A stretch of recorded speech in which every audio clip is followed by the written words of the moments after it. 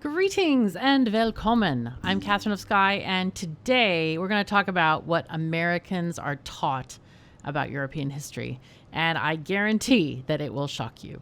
Now, keep in mind that this comes from my experience as one person growing up in America. Your mileage may vary. Maybe you had a great education if you're an American. I can tell you that I grew up in a kind of upper middle class environment, and my parents sought out the best schools they could afford without resorting to private schools. So we had really good education, and or my sister and I had really good education. My parents were educated in Europe. Anyway, this video came about from an idea that Matthias, we were talking about this morning, actually, where he sent me a meme where somebody had confused Switzerland and Sweden. And I'm like, I can't tell you how many times when I've been talking to the people in the US, I'll say the word Sweden many times and talk about different things. And they're like, oh yeah, I'd love to visit you in Switzerland. And I'm like, well, good luck, because Switzerland is very far from Sweden. Yeah, the lack of education in America is staggering. And so I just wanted to tell you what my experience was as a kid growing up in the American school system. Now, when I was a very young child, I lived in a smaller town, and that was up to grade 5, I think. But even then, they had a pretty decent, gifted and education program and other kinds of things for students that were, that could, demonstrate some ability to think a little bit outside the box. But after that, we moved to Houston, which has several really great school districts nearby in the suburbs. And we lived in one of those where my parents specifically moved there because they had really great schools. And so it was preparation to go into university. They wanted us to have a really good education. And anyway, so I was telling my boyfriend this morning, the only thing I knew about Sweden as a young person before I moved to Sweden, or before I started studying Sweden before to move here, I mean, you don't go to a place without knowing anything about it, was that Sweden is all about ABBA, meatballs, IKEA, I almost said IKEA, and wild sex. Of course, always, that the Swedes are wild in the bedroom, almost immorally so. Whew, my goodness.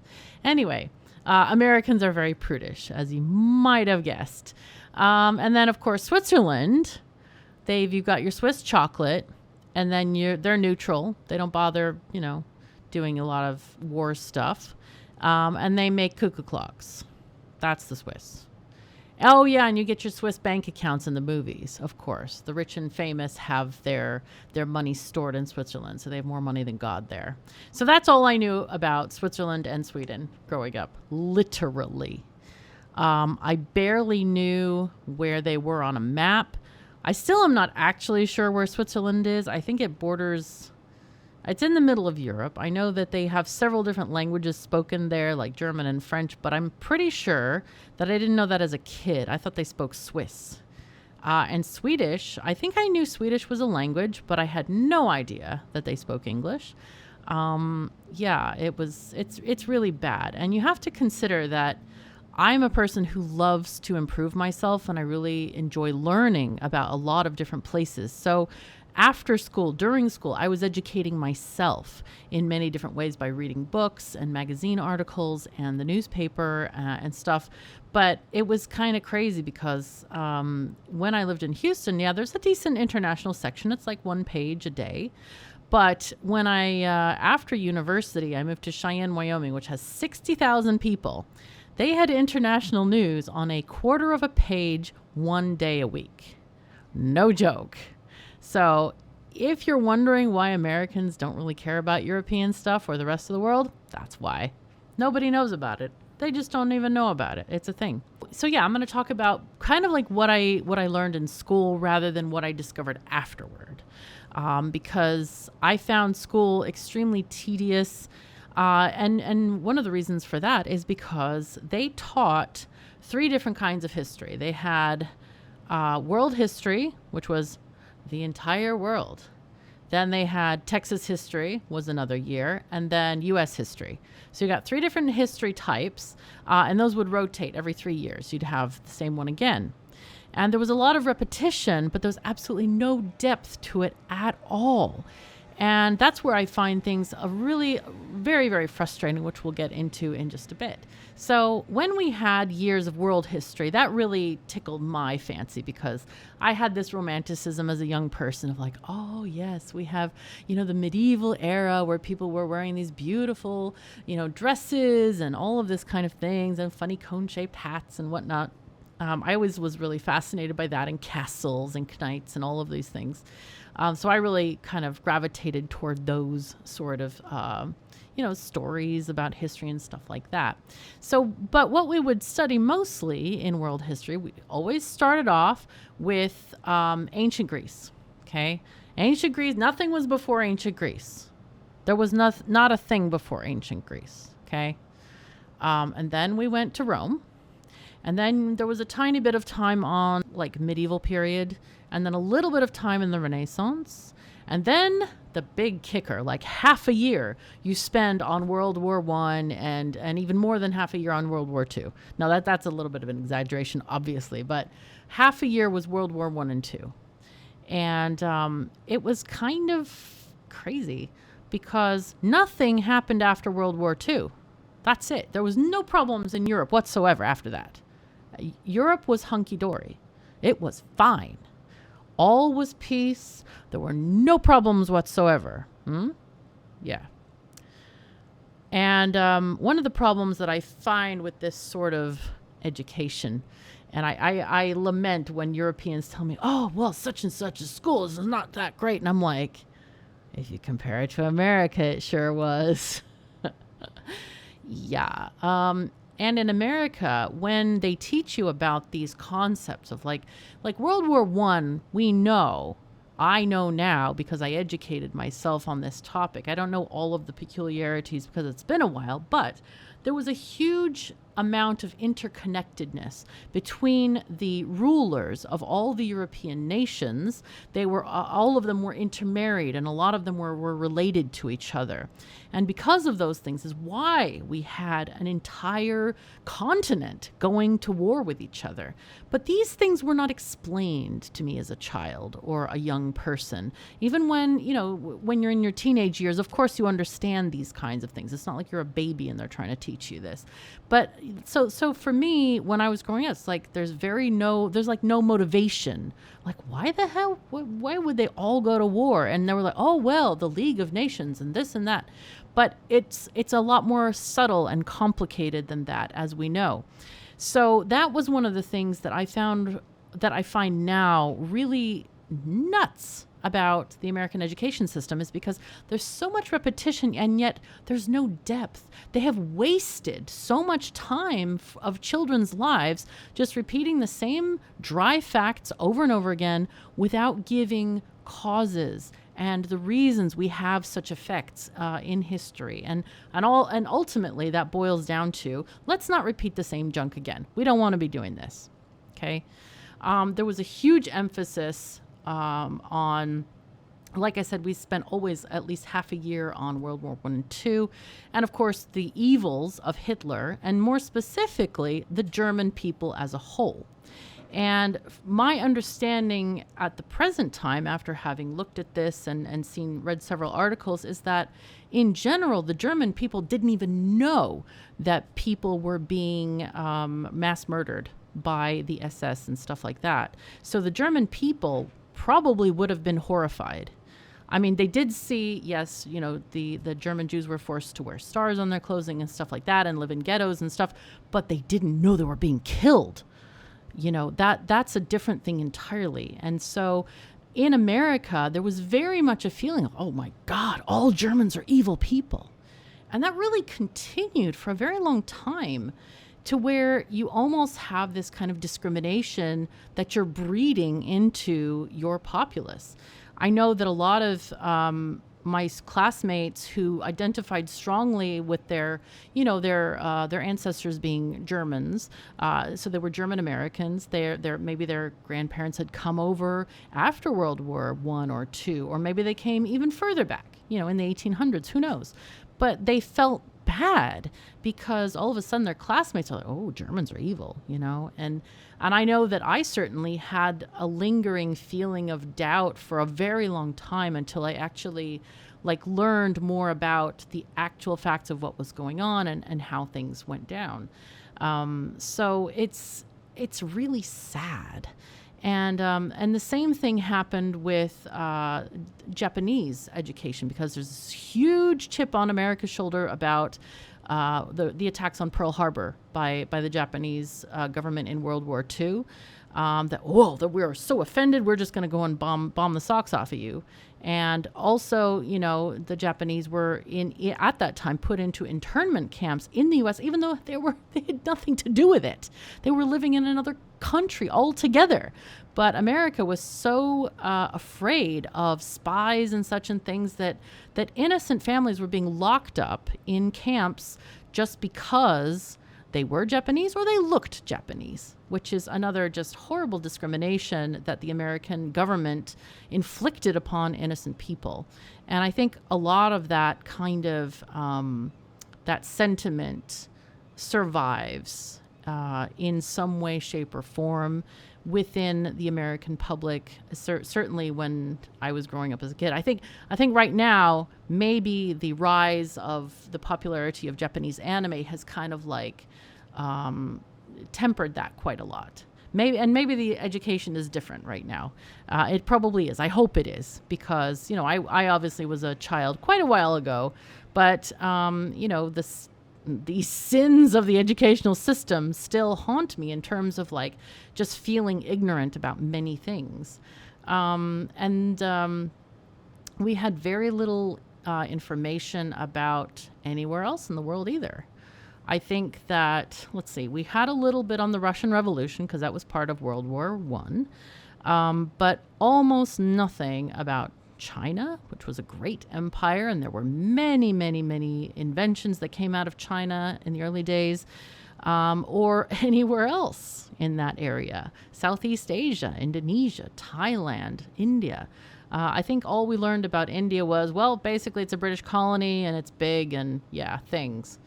But we didn't learn about Pakistan or any of the struggles with Tibet or Mongolia, any of these things that are really important when you want to try and have an understanding or understand someone's culture, where they're from, and also just the world stage today of why there are conflicts between nations and stuff like that.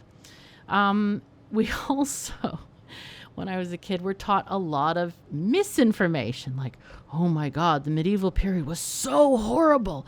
Everyone was stupid and it was the Dark Ages and nothing happened. And I'm like, well, actually, there was a lot lost. And we know there was a lot of technology lost, because when we look at, the Antikythera mechanism, which was fabulous. The ancient Romans and Greeks had a lot of technology that were not carried through for various reasons. But we also know that during the medieval period, and that's why I don't call it the Dark Ages, I call it medieval because there were a lot of innovations that were happening. And you can look this up, check it out. I mean, we had innovations in windmill technology, food processing, all kinds of mechanical technologies with gears and waterworks, especially the Cistercian monks were, you probably recognize the name cistern in their name. They were very famous for building water courses and developed technologies to make inland fisheries and basically how to keep fish alive in breeding ponds and recirculating the water and using gravity to make sure that these ponds were quite well fed with fresh water and things like that. So there were technologies being developed for sure in the Middle Ages. Maybe it was not as booming as the Renaissance later, where we had an explosion of art and culture and things like that, but things were not lost, totally lost. We had people that were studying things. We had huge strides in art in the medieval period as well as music. We had polyphony, even illegal, illicit polyphony. Hildegard von Bingen was naughty. I love her music. She's great.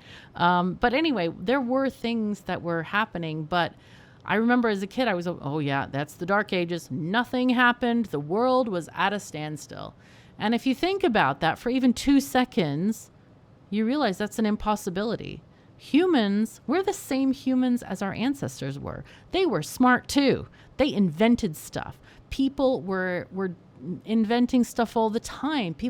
Humans are creative creatures, and they solve problems. They do things. We have a lot of technology that comes out of the medieval period that a lot of people, I don't think they realize it. So that was one of the things of misinformation that was constantly spread on us. And it was like, yeah. And of course, growing up in a fairly small, actually the city I grew up in had about 100,000 people in it, but it was not next to a major city. And of course, it didn't touch on the origins of life, as in like where the first humans came from in Africa. I think the religious nature, even though I went to a public school, it was, you didn't talk about stuff like that. Don't even ask me about like the sex education and stuff like that. It was absolutely dismal, absolutely dismal. So anyway, as I grew up, and I had one lucky year where I lived in Singapore, and that was hugely exciting for me because I took a class called European History because I was very curious, and my teacher, we didn't even have a book. He would just sit there and lecture to us. And of course, our tests were based on listening to him and making sure we had plenty of notes and we knew we could remember these stories from history, and they were stories. He gave us all of the motivations that I had been lacking in the rest of my education from any kind of history. I mean, even like Texas history that we had because I lived in the state of Texas, U.S. history, it's a lot of just names, facts, dates, numbers, but no motivations. And motivations are what make history really interesting. They explain to us why events happened because we understand that there are people involved, and people are ruled by many different things. They're ruled by emotion, or they're ruled by logic, depending on the person, of course. They have passions, they have interests, they have greed. And those things are the things that make history happen. Not just, oh yeah, in 1895, such and such a thing happened. Well, of course, you're not going to remember that because it's just a number and a date. I mean, some people do, but I don't. I am more interested in why things happened. And so that class was one of the most fulfilling I've ever had in my entire life. But again, that was in Singapore. That was not in America. So that was pretty, that was probably one of the best that was the best school year of my life, hands down, absolutely. So after that, my family came back to the United States, and we kind of covered what that education was like. And as you grow up, I would have expected that your teachers would teach you a little bit about the modern state of countries. And the closest we got to that was something called geography class, which was a class where you're supposed to memorize where the continents are on the globe. Okay. And what features are what? Like, what is a mountain? What is a moraine? What is, a loch, for example? And the only project in that class that actually had any value in terms of my current life, I mean, I already knew what a lot of those things were. I mean, who doesn't know what a river is? Come on. Was a project where we were tasked with choosing a specific country and then learning more about it. And so this was back in the day. I consulted my Encyclopedia Britannica, and I found out about, I think I had Andorra. But the Encyclopedia Britannica is published, and it's in a book. It is not the current lifestyle, history, whatever, not the current events of Andorra. So I didn't really get any sense of what is going on there at all. And I chose it because I liked the name of it. And because it was a weird country, nestled between Spain and France, and it's like, completely landlocked and a very, very, very tiny. That kind of, I don't know, entertained me for whatever reason. So, and I got more information from my French class than my geography or history classes about current state of a European country, in this case, France, where my French teacher went back and forth regularly, and she would tell us some little tidbits here and there. It wasn't a news story or anything like that, but it was like, oh yeah, she went to France during the summer, and she talked about some buildings or the Louvre or whatever she did on her vacation. So consequently, I think that makes a lot of American students and children extremely ignorant about Europe. And let me give you a couple of examples. This is going to be so cringy, and you probably need facepalm protection. I'm sorry to say, go get some oven mitts or something.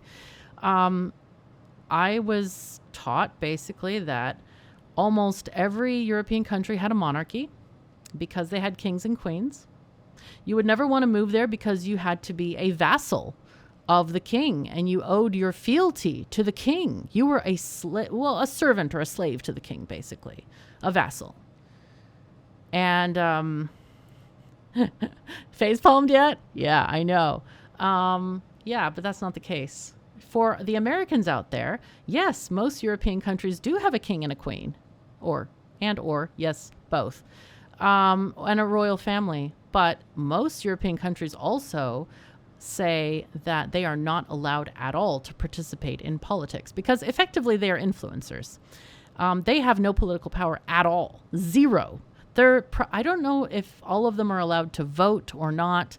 I know that most of them are not allowed to indicate publicly any support for any side in any election, because it would be undue influence on voters. Because some people like really religiously follow the royal families of their nations, and that's just fine. But they have no political power at all. Yeah, England was the closest because they're the only country in Europe that speaks English, according to my American education. Even they have a queen, and even you have to be a subject of. Like, you wouldn't even want to move to England because you'd have to be like a servant. Yeah. We know that this is not the case.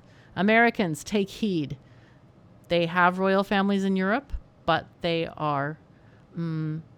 for lack of a better word, and I mean absolutely no disrespect, they are decorative.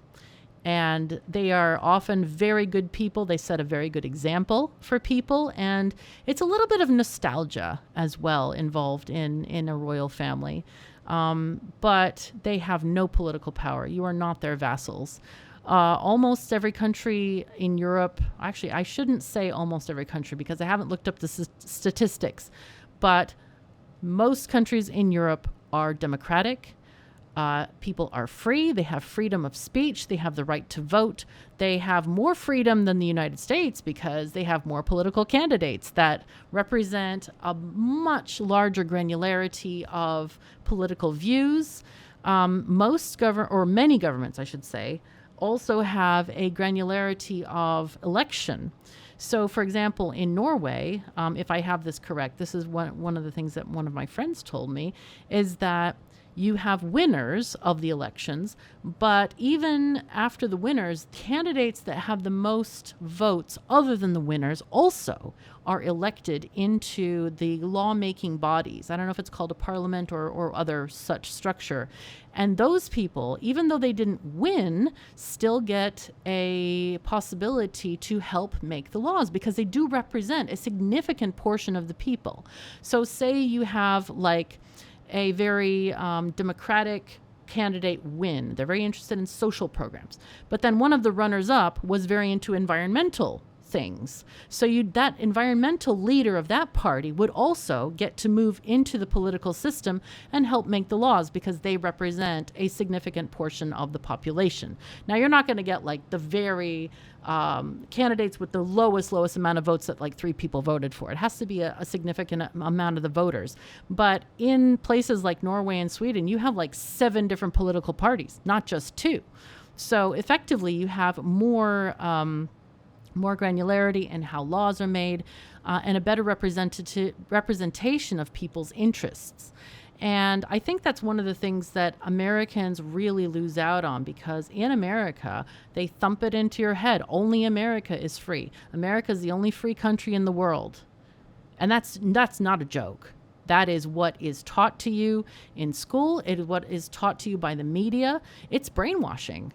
And when you live in America, this is a thing, please don't be too harsh on Americans, because unless you leave the country, there is you're not even aware of this brainwashing. You have no clue, because this has been with you your entire life. And most Americans don't leave America. Most Americans don't even have a passport. I think it's something like only 46% of Americans have a passport. Most of them don't leave because of this fear, like, oh gosh, there aren't any other free countries in the world, I know I had a colleague who was a nurse, educated person. She had a bachelor's degree in nursing, or was it a master's? I don't know. It was something. And she says, I never want to leave the U.S. I said, well, why not? Well, there's nothing that's better out there. I said, yeah, every country has something unique and interesting out there, and a lot of it's better. America has some great stuff, but every country has something that makes it special. That's what I believe anyway. Well, no, if I want to go somewhere, I'll just go somewhere in America. Like if I want to go to a beach, I'll just go to Hawaii. And I said, having been to many places with beaches, I liked St. Martin, for example. I also like Bermuda. They have beautiful beaches.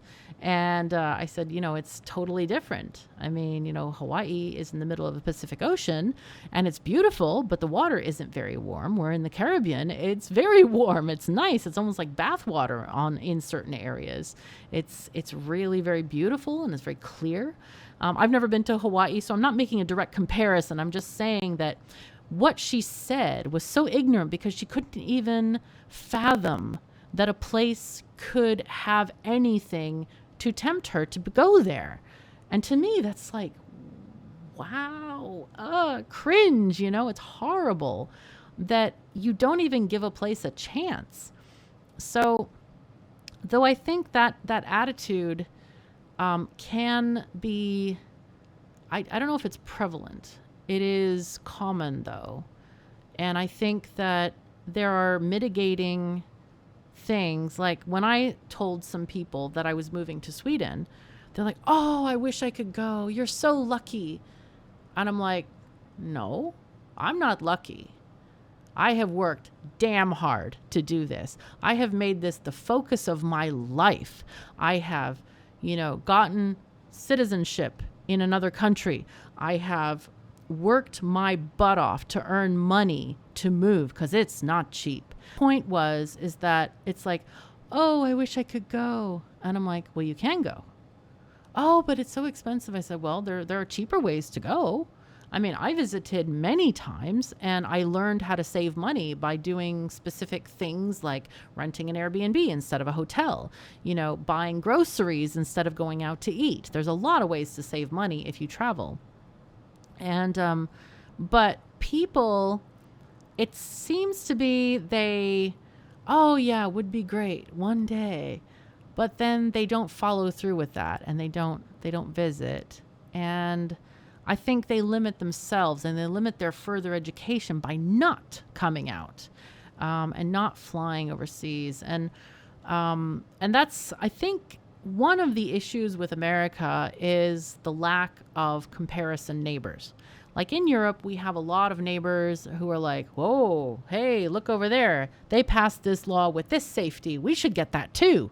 But America has Canada to the north and Mexico to the south. And between those two spaces is a huge tract of land.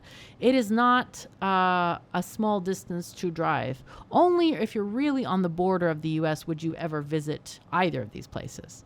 Like the only time I've ever visited Canada is, my grandparents, they lived in upstate New York. And one time my parents decided to drive to Niagara Falls. That's my entire experience with Canada. So, but, and then Mexico has, has it's kind of like less developmentally there than the U.S. in terms of industry and other things. So Americans definitely wouldn't make a direct comparison to Mexico's laws, because it's not likely that they're a lot better in Mexico. Instead, it's perceived anyway that they're a lot worse. Now, I don't know a lot about Mexico other than what I've heard, but I'm not even going to repeat it because, I don't want to say anything that's not true. And Canada, of course, is a small comparison, but again, it's the small amount of people living in the northern U.S. because a lot of people don't like cold weather. And so you don't get people pushing for the changes that they might see in Canada, nor I don't think there are any Canadian big cities like on the border where people would be like, oh, this city has this and they're this and this, great, whatever. I think that there's a very limited chance for a lot of Americans to see those kinds of good things like medical care for, paid by your taxes. That I find really good. I really like that. So anyway, I think that's why a lot of Americans continue to be ignorant even after their schooling, is because they have limited ambition for travel. They don't feel it's necessary. It might be, I think one of the big driving factors is, my great-great-great-great-great-grandparents were from Switzerland, say, or Sweden.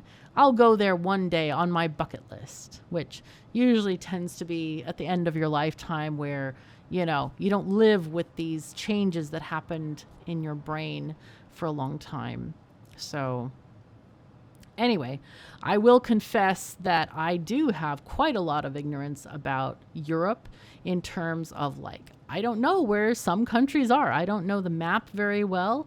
And I don't know specific things about specific countries. The only thing I know about Portugal is it's near Spain.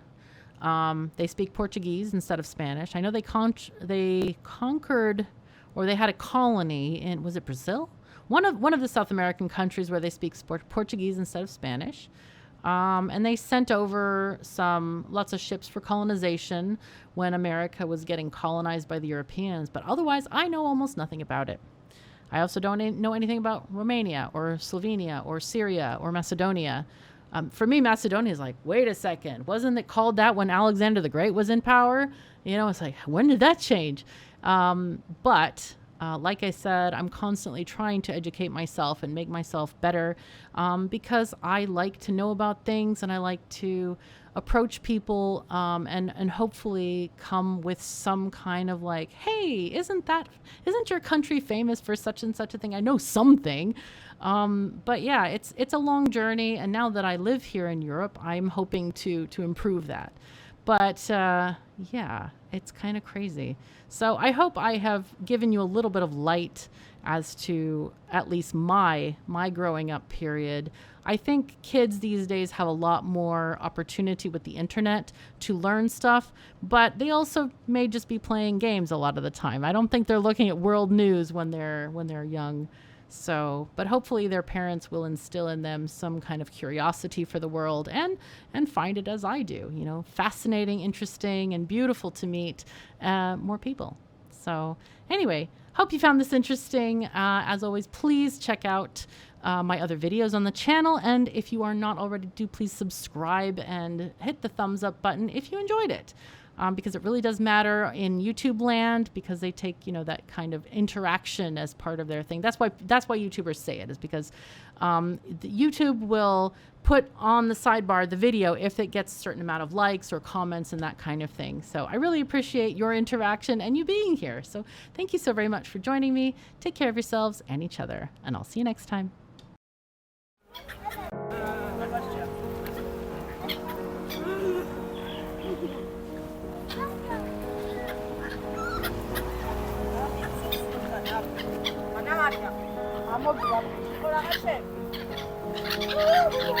Vabbè, che fai? Arab confezione,